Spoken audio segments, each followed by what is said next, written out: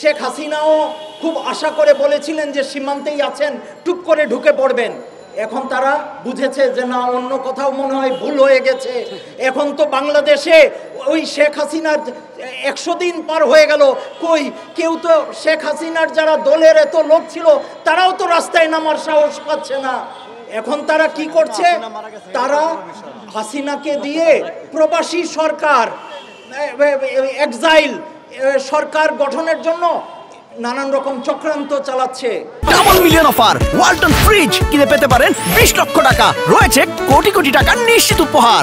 আপনাদেরকে আরো জানাচ্ছি, ভারতীয় প্রশাসন ইউনাইটেড নেশনে বাংলাদেশের শান্তিরক্ষী বাহিনীতে যে সেনাবাহিনী মোতায়েন আছে এদেরকে ফেরত পাঠানোর জন্য তদবির করছে। শুনেছি কিছু কিছু দেশের কাছে তারা তদবির করছে, তারা ভারত নিজে দরখাস্ত দিতে চাচ্ছে না।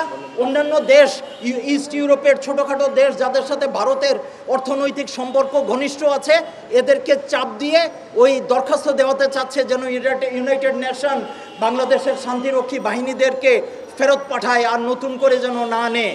এছাড়াও তারা নানাভাবে এ দেশের মানুষের বিরুদ্ধে চক্রান্ত করছে। আপনাদের আরেকটা জিনিস, শেষ একটা জিনিসের প্রতি দৃষ্টি আকর্ষণ করছি। এই বাংলাদেশের হিন্দু সম্প্রদায় নিয়ে অত্যাচারের ব্যাপারে বেশি সরব হচ্ছে হিন্দি ভাষী মিডিয়া এবং ওই হিন্দি ভাষী ওই বিজেপির রাজনৈতিক নেতৃত্ব এবং তথাকথিত এক্সপার্টরা। পশ্চিম বাংলার বাঙালি হিন্দু যাদের সাথে আত্মিক সম্পর্ক, তারাও কিন্তু এই ব্যাপারে ওইভাবে সরব না। নানাভাবে ওই হিন্দি ভাষীদের, মারোয়াড়িদের এজেন্ট ওই শুভেন্দু এদেরকে দিয়ে চাপ দেওয়াচ্ছে যে মমতা কেন আরও বলছে না, কেন ওই বামপন্থী পশ্চিমবাংলার নেতারা বলছে না। এভাবে নানান রকম চাপ দিয়ে মমতাকে দিয়েও তারা একটা স্টেটমেন্ট দেওয়াইছে। কিন্তু একটা জিনিস বলতে চাই, পশ্চিম ভারতের হিন্দি ভাষীরা আদতে বাঙালি বিদ্বেষী। তারা ওই পশ্চিম বাংলার হিন্দু বাঙালিদেরকেও দেখতে পারে না, আর বাংলাদেশের মানুষকে সহ্য করবে কিভাবে? তবে বাংলাদেশের মানুষ ওই যে মুসলমান বেশি, মুসলিম প্রধান, সেই জন্য ভয় পায়। তো আপনাদেরকে যে কথা বলছি, এখন সময় এসেছে ভারতের জনগণকেও দুইভাবে ভাগ করে দেখতে।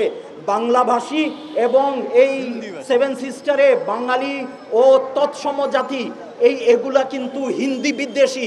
বাংলাদেশের সরকারের উচিত এই ভারতের জনগোষ্ঠীর মধ্যে এই ডিভিশনকে যেন হাইলাইট করে এবং আমাদের প্রেস ও মিডিয়ার ভাইয়েরাও যেন এই দিকে দৃষ্টি দেন। এবং ভারত আমাদের সাথে শত্রুতা বজায় রাখলে আরও কঠিন প্রত্যুত্তর পাবে, আরও বেশি ক্ষতি ভারতেরই হবে।